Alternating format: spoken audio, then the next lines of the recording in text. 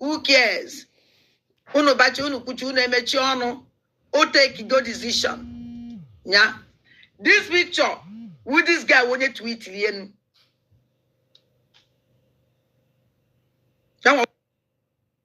When you web tweet ye special squad. After ka emecha yenda ni no wolo nye kuloko nyo ayachi yakwa nazo nama life is good, life goes on. Ebe chukwu okike abịa ma anyị na-asụ na ife anyị na-eme ife mmụọ. Chukwu okike abịa ma wee na-alapụta Ngozi Orabueze na mpụ ọ na-eme na Biafra land. Onwe onye chọrọ imepe anya fụ ya. A na-atụrụ Ngozi Orabueze ego were na-egbu ụmụazị be anyị. Ịma since Ngozi Orabueze na asari dọkụwa bidoro ije. I were etinye oge nkele n'isi. Na oge nkele. That is why nji wee gwa Ngozi Orabueze na solu udo wepụta special squad na-egbu mmadụ. Ngozi Orabueze sị na propaganda na o nwere ife wepụta na ọjọọ ka o wee yie ndị be anyị egwu. Na ọjọọ ka o wee yie ndị be anyị egwu. Ebe special squad solu udo wepụtara built by asari dokubo legondi recruit to those boys. Send the neti nas no these guys ka recruit na go get killer not knowing no Ngozi Orabueze. When you sneak that document out. Why didn't they wage on with Ngozi Orabueze? Ogen killer just only once. Kagadafi by their program. Now fundraising.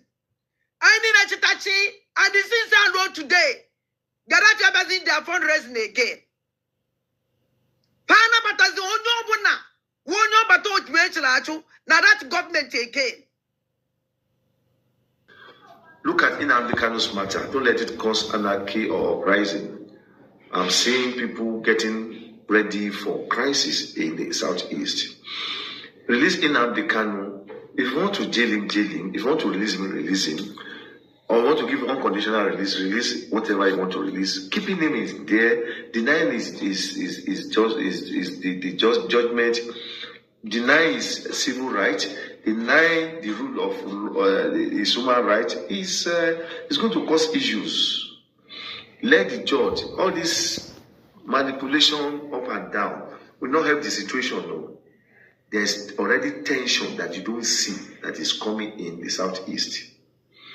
In Nnamdi Kanu, whatever charge you want to charge him, whatever judgment you want to give him, so that everybody will know his fate, will know his fate.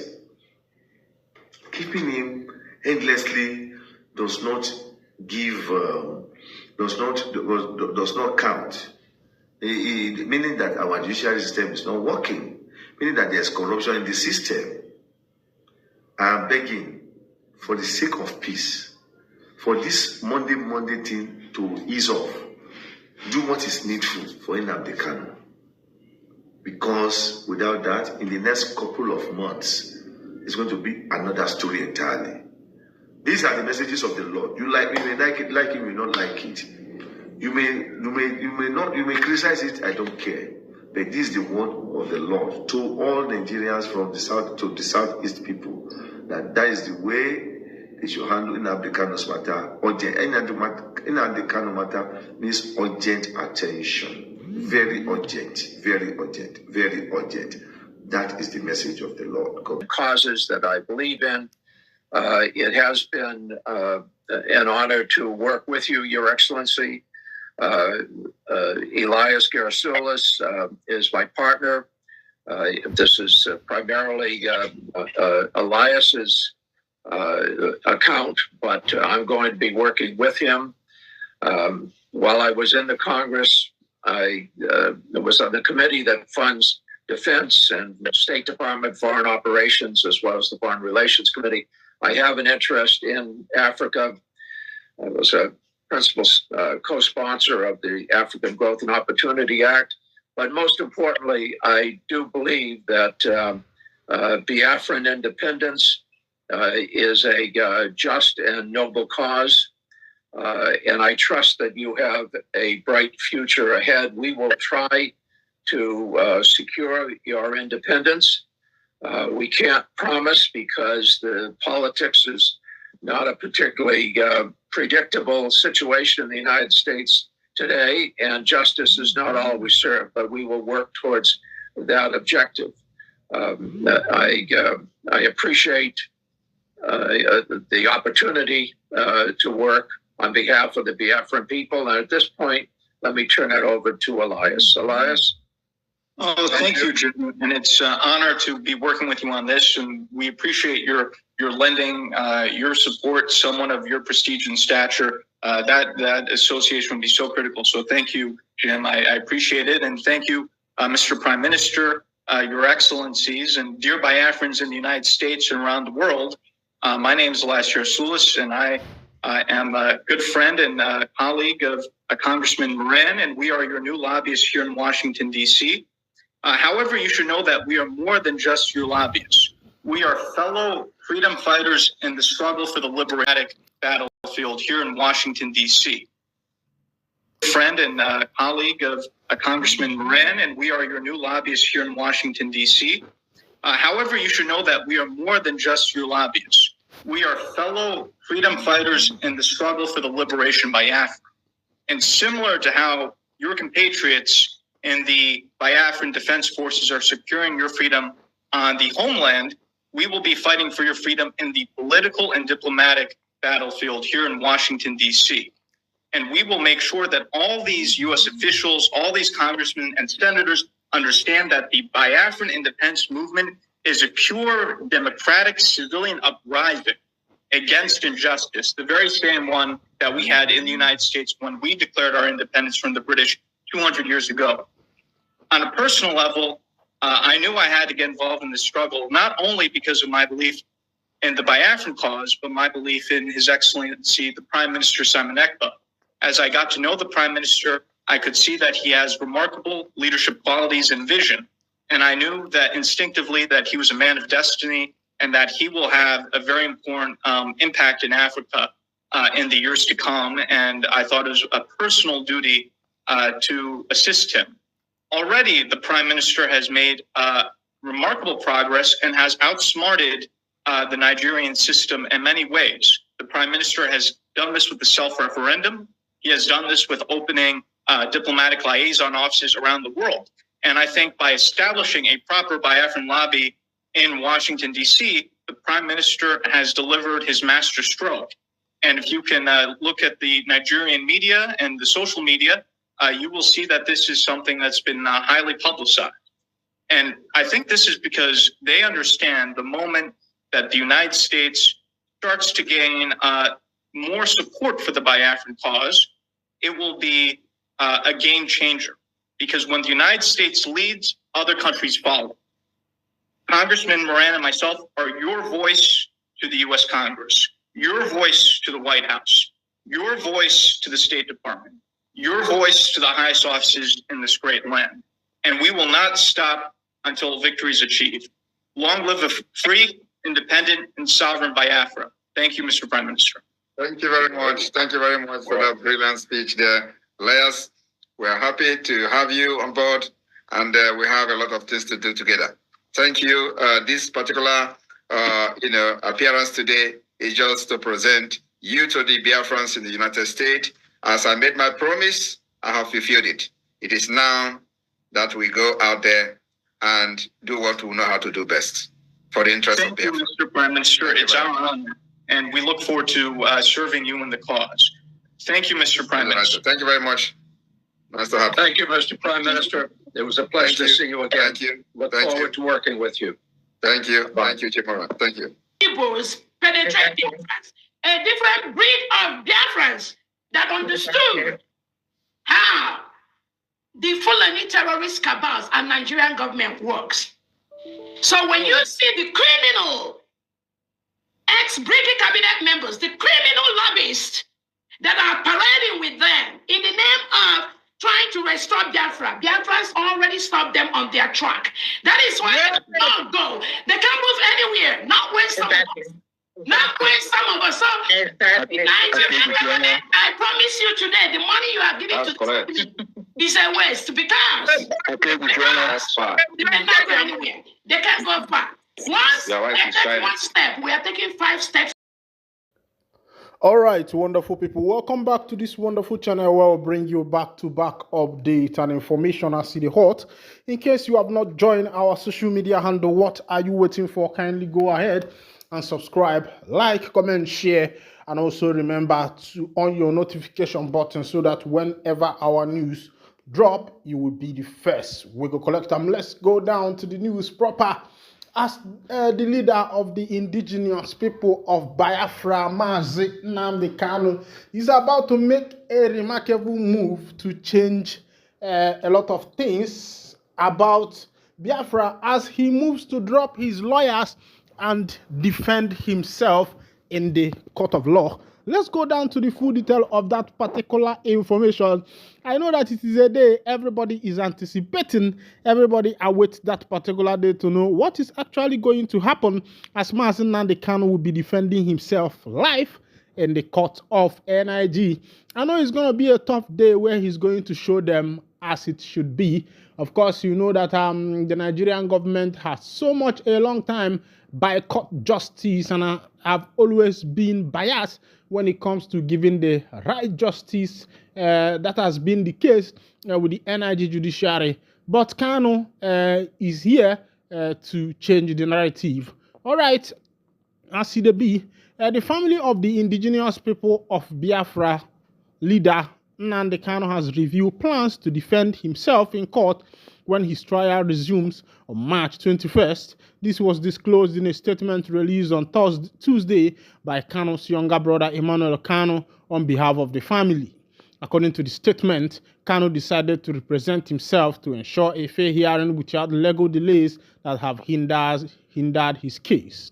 The statement reads, on Friday, 21st March 2025, when the trial of Mazi Nnamdi Kanu resumes before Justice James Omotosho at the Federal High Court, Abuja, he will be taking the bold step of defending himself in court.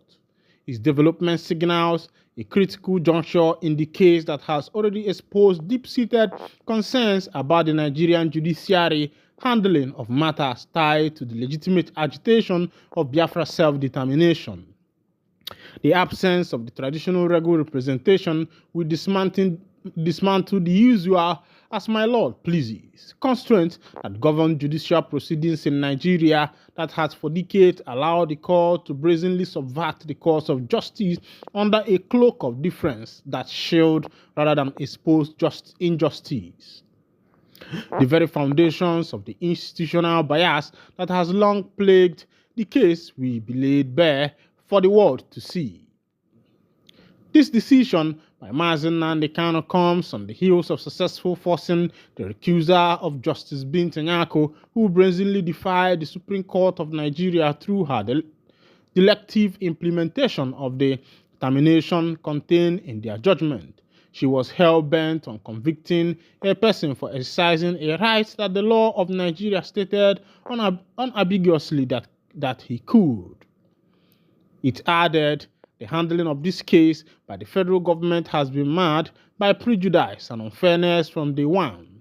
Onyendu's shift to self-defense underscores our distrust in a system perceived to be stacked against us and the cause he champions. It also places an immense burden on Justice Omotosho to uphold the principles of fair hearing, fair trial, and the rule of law, principles that have too often been undermined in his politically charged sham trials. The world is watching. Any failure by Justice Omotosho to ensure justice is not only done but seen to be done will further erode confidence in judiciary already criticized for its selective application of the law. The stakes could not be higher, and the implication of this trial extend far beyond the courtroom. His trial has now been reassigned to Justice James Omotosho of the Federal High Court in Abuja. This comes after Justice Binta Nyako, who had previously handled the case, stepped down following an earlier court order. Kanu has strongly objected to her attempts to continue presiding over the matter during his last court appearance. Since June 2021, Kanu has been held in solitary confinement at Department of State Service headquarters in Abuja following his controversial arrest and extradition from Kenya. All right. It is a day that everybody is anticipating, and a lot is going to happen that day because it's going to be a tough one for Justice Omotosho, for Mazi Nnamdi Kanu to stand and decide that he is going to defend himself by himself. It shows that the case has gone out of hand. Meanwhile, on another information, NJC dismisses report of Nnamdi Kanu's release, repatriation, Mohbad. All right, okay, let's go to that information. The National Judicial Council has denied report that Nnamdi Kanu, leader of the indigenous people of Biafra, has been released and repatriated to Kenya. In a statement, the NCJ called the report false and clarified that no such court decision or order was issued by the Chief Justice of Nigeria, Justice Kudrat Ekerere Ekun. Kanu is still facing a 7-count terrorism charge and remain in the custody of the Department of State Service in Nigeria. His trial is scheduled to continue on the 21st of March 2025 at the Federal High Court in Abuja. All right, I wish you are going to be there to witness how it is going to be live. Everybody is anticipating to see what is going to be the outcome of this case between Mazi Nnamdi Kanu, the leader of the indigenous people of Biafra, and the federal government. And it is going to be a tough one for Justice Omotosho, for Kanu to be standing on that dock, defending himself by himself without any of his legal team. I don't know if it is actually going to be tough for Omotosho or whether it is going to be tough for Mazi Nnamdi Kanu himself, for being there to defend himself. I don't think it is going to be that easy. Seeing how biased the justice system is, it is not going to be an easy race. But we pray that Chukwu Okike Abiama will help him, strengthen him, and also stand by him in order to be able to come out with better judgment that particular day. The 21st tomorrow, and everybody is anticipating. People like us, we are going to be there live to see what is actually going to happen at that court. All right, as it be, country of particular concerns, EPA-led group backs U.S. Congress. Let's go to that information. The Simon Ekpa Biafra Republic government in exile has backed the United States of America Congress call on President Donald Trump to designate Nigeria as a country of particular concern, CPC, due to alleged widespread persecution of Christians. Record that lawmakers of the U.S. House Foreign Affairs Subcommittee on Africa during a meeting on March 12, 2025 urged Trump to impose sanctions. Committee Chairman Chris Smith, RNJ, spoke on the severity of the crisis, referencing first-hand testimony from Bishop Wilfred Anagbe of the Diocese of Makurdi, Nigeria. The subcommittee noted that Nigerians constituted 90% of Christians killed worldwide annually, citing a 2024 report by the Observatory for Religious Freedom in Africa showing out of the 55,910 people killed between October 2019 and September 2023, 21,000 of them were abducted in the context of terror group. Make no mistake, all these attacks are based on religion, as I said, and diverting attention from it denies what we have seen with our own eyes. This religious cleansing needs to stop, and the perpetrators be brought to justice, the report noted. Also, the Global Persecution Index has placed Nigeria among the deadliest countries for Christians. The development has sparked reaction in Nigeria, the federal government rejecting the call. Reacting, Ogechukwu Nkere known as the acting Prime Minister of the Biafra Republic government in exile, hailed the U.S. Congress, stressing that it was on point.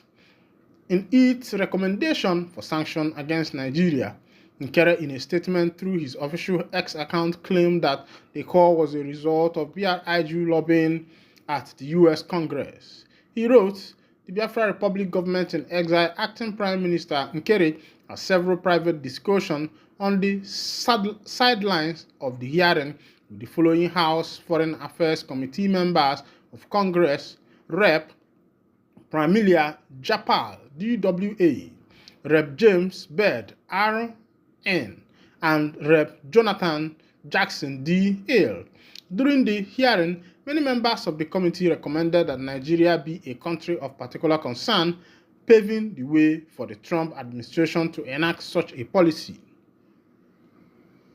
BRIG, through its lobbying firm, has engaged actively with the House Foreign Affairs Committee and the Africa Subcommittee over the past month, especially its chairman. The BRIG has strongly recommended to its congressional counterparts the need for congressional hearing and for Nigeria to be reassigned as a country of a particular concern, CPC. While the BRIG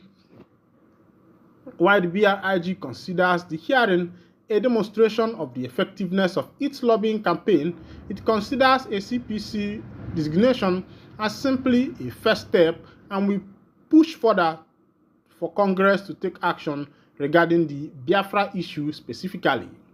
The Biafra Republic government in exile be the only legal entity recognized by U.S. State Department of Justice for Biafra independence has taken a significant diplomatic leap forward following a series of high-level engagement with U.S. senators and congresspersons in Washington, D.C.